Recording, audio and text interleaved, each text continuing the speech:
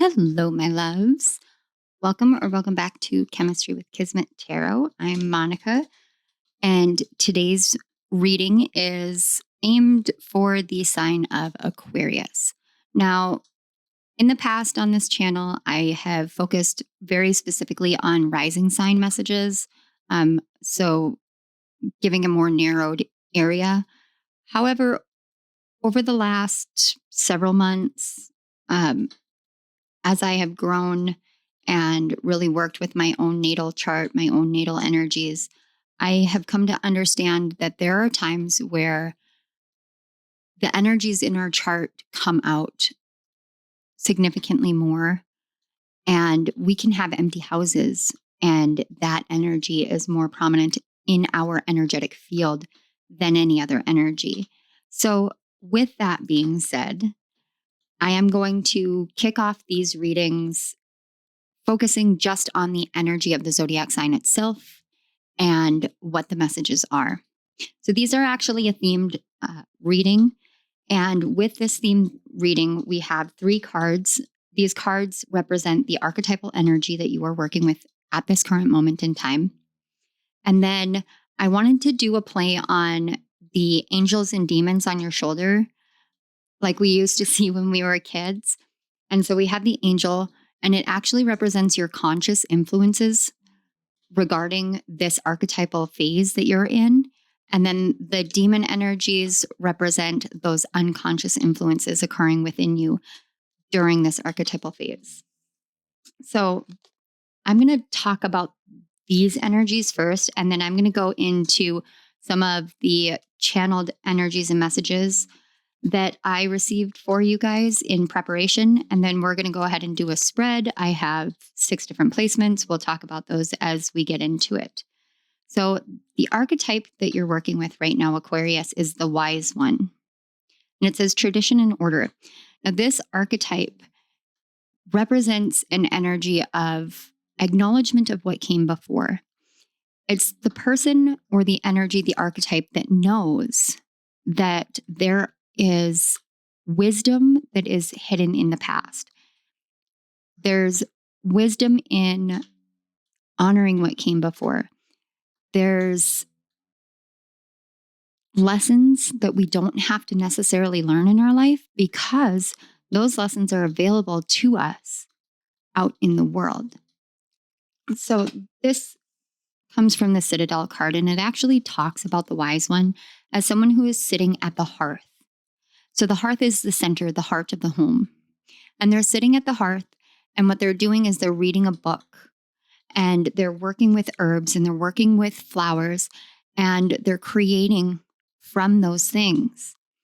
But what they're creating is based off of the book that they have read. So they're honoring what came before, the knowledge and the wisdom that is available out in the world.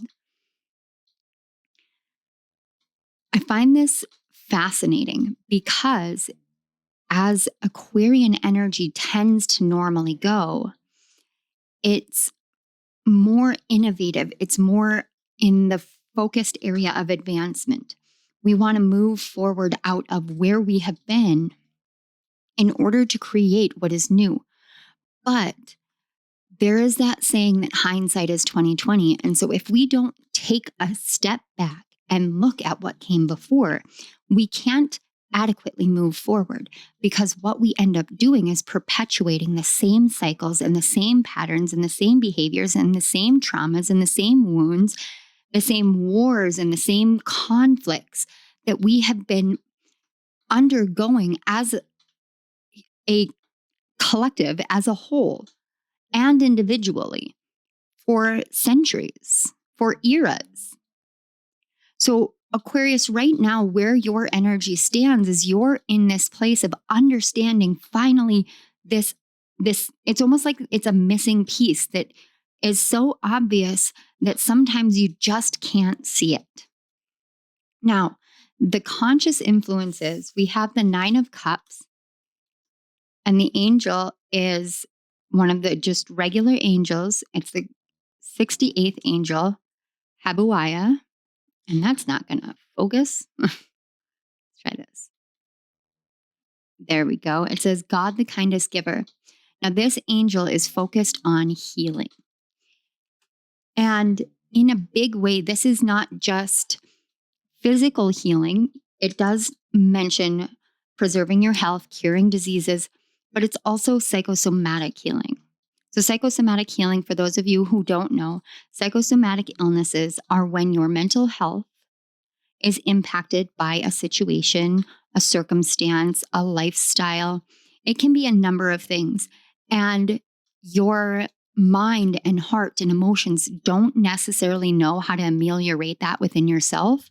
And so it takes that and it transforms it into physical ailments. I myself am someone who has a high propensity for somatization of certain situations in my life. I feel my sadness and my grief in a very, very physical way. It can impact my heart rate. It can impact my blood pressure. It can, and this was something, and I'll share this with you guys. This was something that developed after my grandmother passed in 2023. With my genetic condition, Ehlers-Danlos, part of what can occur, not always, but it can, is something called POTS. And POTS is a heart condition. My POTS that I have, the symptoms that I present with them, tend to be more psychosomatic. After my grandma died, my blood pressure started rising rapidly. Or not my blood pressure, my heart rate rose rapidly, my blood pressure plummeted, and I was passing out on a regular basis. And that is the nature of the condition of POTS. But it only began after my grandmother passed. And after I spent a lot of time navigating through connecting with her in the spirit realm and reforging the connection that we had in a new way, in a more pure and authentic way than we were able to in this life, I started having an alleviation of that symptom cluster. In August of this year, when my aunt passed away, I again started having those issues. And I still currently am dealing with that. It's as of today, it has been 2 months since she has passed, and it is still difficult for me every single day. We go through these things, and right now, there's this wisdom phase, this archetypal wisdom that you're moving into in this phase in your life, in which you're starting to understand the nature of the mind and the body as a connection, and especially including that heart, including those emotions, which means that you're starting to learn that the body really does hold within it all of the information of what came before. So in a way, this archetypal energy is not necessarily about studying or researching in books outside of yourself. It could be. It absolutely could be. And for some of you, it more than likely is. But I feel like for a lot of you, there is this energy of reading the story of your body, reading the mapping of what your body has laid out before you, because you now have exactly the key that you need to recognize what it is that's going on here. Now, with the demon that you guys have, there we go. The demon that came out for you guys is Barbatos. Are we going to focus? There we go. And as you can see, he's got these bugle horns in the back, but you can't see anyone blowing them. You can only see the notes coming from them. Now, it talks about how he has 4 kings attached to him, 4 kings surrounding him. They are part of his hunting party, or so it is supposed. But Barbatos is a fallen angel. He was a fallen angel in the Order of Virtues, which is the 5th level of angelic hierarchy, we'll say. The virtue angels are those who are in charge of miracles, of blessings. They focus on valor and courage. He has 4 kings, 4 horns, and represents the 4 cardinal directions. He's a hunter, a tracker. So unconsciously, you may have this innate feeling that there is this calling that you can feel, but you don't know where it's coming from. You can't see it. There's something occurring, and your unconscious mind knows it and is preparing to go digging, to go hunting, to go seeking. So as you are moving in and through this phase, this wise one phase, your body is telling you something, and your unconscious is trying to seek out what the truth of that, what the nature of that, the rooted foundation of that is. A big important thing here is learning how to meld these energies together, learning how to bridge them together, to bring them together and to bring them into wholeness. That's the nature of integration when we go through any kind of alchemical transformation or even just any kind of healing process. When we're going through these processes, the end goal is an integration of what came before, what occurs right now, and the future projection, so that we are living in perfect alignment and in the state of understanding that we are whole. So as I was preparing for this reading, some of the messages and the energies that came through, I got the numbers 118 and 117, and it was very specific in that order. But then as soon as I got that, I got July to November. Now, any one of those months could be important.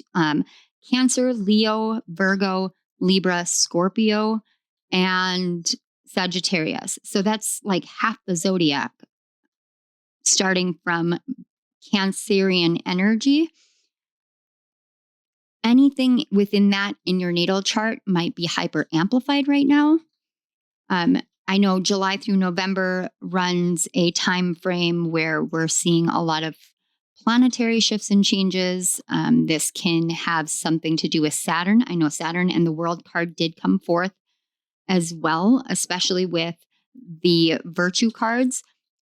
Virgo came through in a more focused energy. So this may have something to do with Virgo and whatever your placements in Virgo are. But I also got a werewolf. And then I got this energy of the strength card, but instead of the lion, it was a wolf. And instead of a figure and an animal, it was this whole individual that is half transformed into a werewolf. And it's understanding that the animalistic nature of the lion itself is actually something that exists within us. It's not reactionary. It's a response energy where we transform ourselves into this being in order to respond to something. Now, werewolves traditionally respond to the full moon. So this could have something to do with the moon cycles and the moon phases, in particular, the full moon and the new moon. There's also a lot of energy of the natural world, plants, animals, divine masculine energy. And then I got hunting for the truth of something within yourself, but you're looking for it in the outside world, and honoring the wisdom from those who came before. And then I got animal wisdom. And then I got the years 2007 and then 17. So 2007 to 2017, 2000, and then 2008 to 2018. I don't know if these are important dates for any of you, but those came through. And then I got decades of decisions. Decades of decisions. So this is again coming back to that energy of choices that we make and the way that we transform certain things into physicality within our body. I also got 900 AD. I don't know. I didn't do any research on the 900 AD at all. Normally I would, but I didn't do it this time. But after I got that, I got ancient ancestral wisdom. So we have the natural world wisdom, animal wisdom, wisdom from those who came before, ancient ancestral wisdom. So wisdom is a very, very strong energy within you right now, Aquarius. There's this elevation, this growth pattern that I can feel within your energy. The last thing, and this is still coming through right now, and it has been since this morning when I picked up the clear quartz crystal that is sign specific for Aquarius. I got the song Labor with the Cacophony by Paris Paloma, and that has a group of women that sing during it. But the lines that I was getting were who tends the orchards, who fixes up the gables. And then it goes on to talk about emotional torture at the hand of the high table. And I was looking at the cover art for this song in particular, and I saw it's a pomegranate, and then it has what looks like a chasm underneath it. And it's probably just a shadow, but I got this like energy of falling into the underworld. And with the pomegranate, we have that Persephone energy, and Persephone with the pomegranate seeds is the reason why Persephone stayed in the underworld. And as I'm talking right now, I literally just looked up, and my wall on this side, which you guys can't see, but I can, actually has this beautiful rainbow because it's reflecting through one of my crystals. And it's got this beautiful rainbow, but it's like coming down in sheets. It's not curved or arced. And it's almost like it's bending and shifting and melding on and off. Now, before I get into all the other information that I have for you guys and get the cards, something that struck me very interestingly for this energy is, as I was preparing to do this reading, I started thinking about how I used to do these readings with my face on the camera. Like it was me on camera, not just my arms and body and whatnot. And thinking, well, maybe I should do that. And so I tried to move my camera angle around and tried to make it work. And it was like I had forgotten everything that came before. I had forgotten the way that I had it set up. I had forgotten how it felt to be on camera, everything, but I couldn't get it to look quite right. And that was that Virgoan energy coming back in. And I kept trying and I kept trying. And then I just was like, okay, no, I'm going to put it all back the way that I had it. And that took me a solid half hour, maybe 45 minutes, just to get this set up right back to where it is now. When we go through these cycles, when we go through these patterns and we choose not to look at what came before, or we choose not to, take the time to sit down and to take a break and to think, okay, what would be the best? What am I really feeling? And ask ourselves, am I feeling this because of X, Y, and Z? Or am I feeling this because I'm genuinely called to do this, or it genuinely resonates with me? Whatever the case is, when we don't take that time, that self-reflection time, we can get ahead of ourselves and end up putting ourselves backwards. This is something that comes through a lot with this wise one energy, is learning how to take it slower, learning how to recognize that there's wisdom in what came before. So if I had slowed down and taken a second to go, okay, when I was on camera, how was my desk set up? How was my camera set up? What did I have? How did I make that work so that it flowed really easily? It had all of the right angles and lighting and everything that I was aiming for. I didn't take that time. If I had, I would have realized in order to set it up the way that I had it so that it would flow and work in the energy, I would have to take down the majority of the way that my desk was set up, which would take me another couple of hours, because when I do things like that, I tend to dust and organize and clean, and I just kind of keep going with things.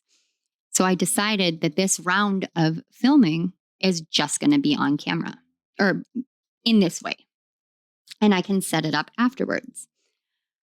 This is a lesson that I'm learning based off of being in your energy. So what we're going to do now is I'm going to pull 6 cards. And as they're coming out, I'm going to let you know what each one is. Hold on. I guess you guys got to see just a little bit of me. Anyway, 5 cards, not 6. This is actually the 6th card right here. And this is going to come at the end. These cards here, we have a self-love question that you can engage in reflection moving forward. And then 2 sacred symbol cards. In case you feel called, it may be a synchronicity for you. It may be something that you feel called to looking into, whatever that might be. Those are there for you to choose what to do with. Okay, so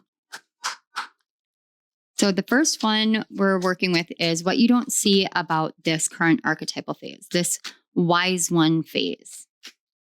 Okay. You have the 4 of Wands, which says perfection on it. Again, we're working with this. There's such a strong Virgo energy here. And this is Venus in Aries. That could be significant for some of you. Regardless of what this actually represents, the 4 of Wands, this perfection card, what I'm getting here is about standing up straight. It's about doing things I'm hearing on the up and up. So what you don't see about this phase is it's teaching you how to stand tall. It's also teaching you what the nature of perfection is. There's a difference between perfection and perfectionism. Perfection is when we are stepped fully into the state of alignment with our true self. We know what we're doing. We know where we're going. We know exactly where our path is leading us. We may not know how it's going to unfold and all of the finer, minute details, but we know in our hearts and our souls that we are on the right path. That is, to me, perfection, because that tells me and tells each one of us, I'm in alignment with where I'm meant to be. My spine is straight. My back is straight. I'm standing tall. I am moving with morality. I am moving with integrity. I am moving with authenticity. And I know that I am honoring what came before. I am standing in the proper tradition or order or whatever energy you want to call it in my life to say, I know that I have the capability of healing whatever I need to heal, because inside of me, I have the capability of finding it. Sometimes we think our inner demons are going to be harmful, hurtful. More often than not, our inner demons are there to help us. So we have what challenges you about this phase, and we have the 4 of Swords. This is Jupiter in Libra energy, and it says truth, truce, truth, truce. Are we calling truce on something because the truth will not come out, or because we know the truth and the truth ultimately says it's time to just let it go? Sometimes calling a truce can be the hardest thing. Sometimes forgiveness is the hardest thing. These 2 things can be interwoven, intertwined. When we're working with an energy like, we need to call a truce. Why does that challenge you? Why does a truce challenge you? What is the truth behind that? When we think that we are right, and especially as a fixed sign, and I'm a fixed sign too. I have so much fixed energy in my chart, it's outrageous.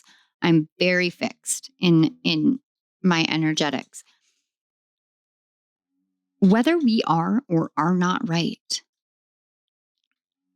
sometimes being right is not worth the battle of proving that.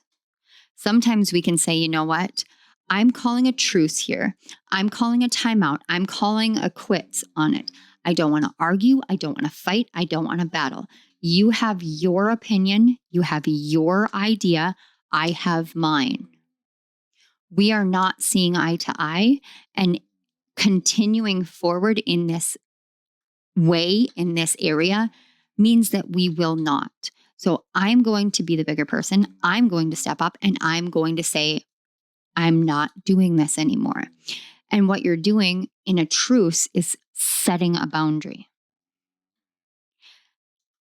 When we set boundaries, it's up to us to keep them. We can place them, but other people don't have to respect our boundaries. They don't. We should respect our own boundaries. We don't have to. We all have ultimately we all have the choice. But we should respect our own boundaries. If you set it down and say, okay, this is what it is. It can be really challenging because when we do this, when we call this truce, when we face this challenge, we can think, well, now things aren't going to be perfect. I'm not going to be aligned. I'm not going to have this. I'm not going to have that. We can also think, if I set this boundary, I will lose this person. Which is more beneficial, losing someone else or losing yourself? Because if you lose another person because you set a boundary, that person was, in my opinion, and I can't speak to anybody else. And so please don't take this as me saying like walk away of it in any sort. I would never give you that advice. In my opinion, if you lose a person because you set a personal boundary and they could not respect it, that person was not worth being in your life. And I understand how painful that is. I have recently set boundaries that with my own mother that were broken. They were broken in such an atrocious way that I ended up crying for days on end because it's not that it hadn't happened before. It's that it had. And I allowed myself to get into that state of excitement and happiness and hope that this time would be different. Again, learning from what came before means that we don't have to make those same mistakes. So now there is a truce energy, but this truce is, this is my boundary. And I put trust in you to respect said boundary. And when it wasn't respected, that means that my boundary has now moved to this level. So no longer do you have access to this information. No longer do you have access to this part of me because that was not respected. And that is calling a truce, but it's still a challenge, especially when it's with somebody that you love. But what you don't see is that you're already in the state of perfection. You're already moving with integrity when you do these things. So where can help be found? We have the Ace of Swords. This is Rowena Ravenclaw, the founder of Ravenclaw House. Wit and wisdom. This is where help can be found. It's in your mind. It's in clearing your mind. It's in allowing yourself to have a new idea, to have a new perspective, to look at something, to think about it in a completely different way and say, okay, I'm going to engage in life in this way. I'm going to think about things in this way. So we can look at what balance is in our life, and we can want expansive balance. Like I got to tell you guys, I want nothing more or less than calm, peace, balance, harmony in my life. That's what I want. I don't always get that. And I could be upset about it. Or I could say, you know what? I am responsible for cultivating those feelings within myself, even if my world around me rages. I don't have control over those things. I control me. So I'm calling a truce. I'm calling a truce with fighting my spirit. I'm calling a truce with fighting myself. I'm calling a truce with fighting others. I'm going to rest. I'm going to break.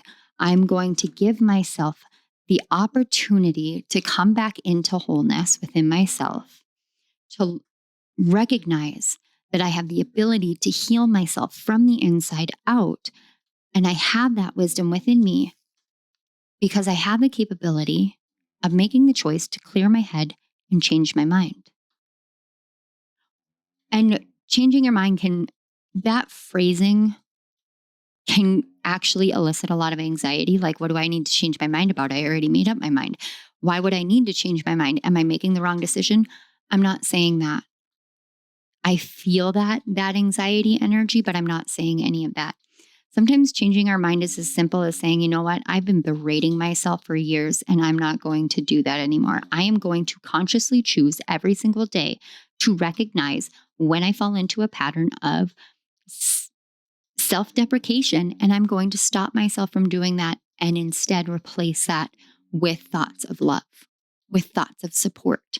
Even if I don't know what that looks like, even if I don't know how to feel into that energy, I'm going to consciously make the choice to take that change, make that change.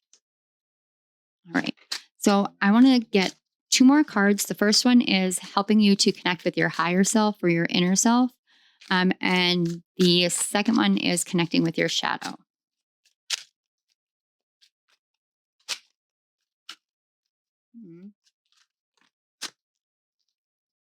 Okay. First of all, this is a huge stack, so I'm not going to take the whole stack. But what this tells me is that there is a multitude of ways that you can connect with your higher self and with your inner self. And no matter what comes out, no matter what I say, the way that you connect is going to be very unique to you. It's going to be very individual to you. I am not a person that meditates traditionally. I do really great meditation when it comes to doing Sudoku puzzles or when it comes to doing crochet. Anything that keeps my brain actively focused on something helps me calm and clear my brain. So, how you can connect with your inner self. We have the Prince of Discs. I love this card because it's Neville Longbottom and he's standing in the herbology, like out in the greenhouses. And Neville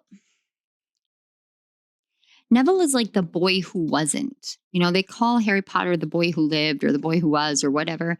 It's the boy who lived. I know that. I'm a huge nerd. I've read the books I don't know how many times in my life. I am in love with the series. But Neville was the boy who wasn't. He wasn't the chosen one, but he could have been. He wasn't raised by his parents, but he could have been. Had it not been for choices that were made outside of himself by people he had no say in their choices, he would have had a more beautiful life. Someone chose to make him that second person. But the thing is what he discovered is that not everybody operates the same way.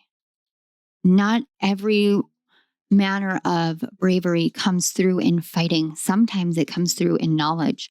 Sometimes it comes through in taking a stand. Sometimes it comes through in doing what is right, in being virtuous, in moving with morality and integrity. Sometimes it just comes from taking a chance on yourself and saying, this is what I love, and engaging in that. So when you want to connect with your higher self or your inner self, granted, there is a very obvious theme here that has to do with plants, flowers, nature. So you might be a gardener. That might be a really great way to do that. Go out on a nature walk, anything like that. If you are not one for that, what is it that you love? What is something that is just very unique to you?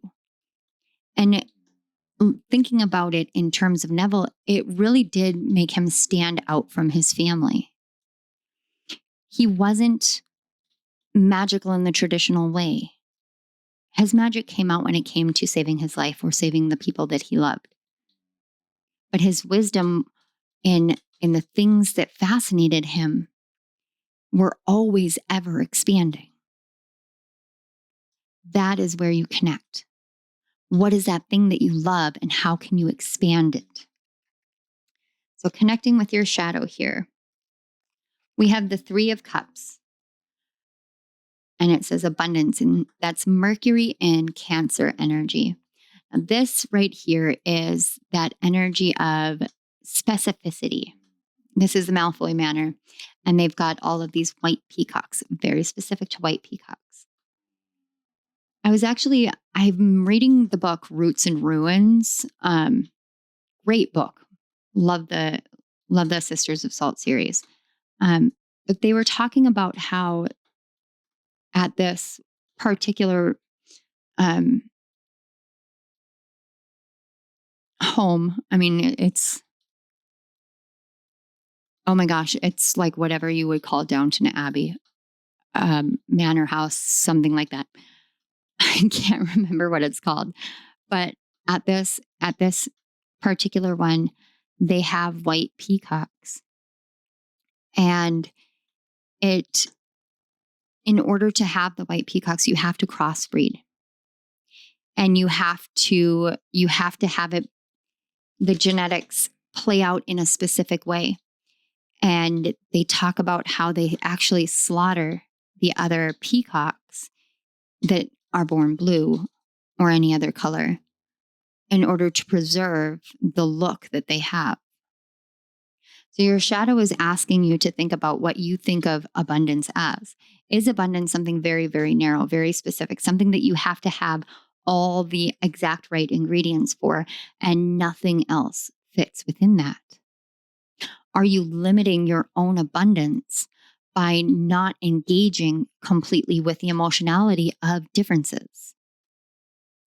That's the real question here for you, for your shadow. Because your higher self wants you to realize that the things that you love, the things that fill you up, that set you on fire, those things may feel like they take longer to get to, but those are the things that are exactly perfect. They are exactly right for your path. They're exactly right for your heart, for your soul. Those are the things that are the most healing for you. When we limit and we don't actually have an emotional communication with ourselves, and we think, well, I have to have it be this way. It has to be this way. We hold ourselves back, and then we aren't able to actually clear our mind and get that new idea. Let's just get some closing advice here. Got the Wisdom of the House of Night deck. Wow, those came out quickly. We've got the card 27 with hope. And again, we've got that full moon energy. Actually, this one looks more like it's a waning gibbous. That might be significant for some of you. You may have been born under a waning gibbous. Fireflies may be significant. Some of you may watch Firefly Tarot, because as soon as I said fireflies, I heard tarot. Then we have summon. You know what? This came out in the pre-shuffle last night, and I was thinking about that. Interesting. That's the card number 13. And then we have individuality, the card number 47. And this is Zoe. Now, Zoe Redbird, she had a lot of big, important responsibilities thrust on her at a young age, right off the bat. But she embraced it. Yeah, she complained about it. Yeah, she had her struggles. She still made mistakes. But she kept on moving forward because she knew it was the right thing to do, because she knew that hope outweighs the darkness every time. And we're not trying to expel the darkness. We're trying to integrate the darkness.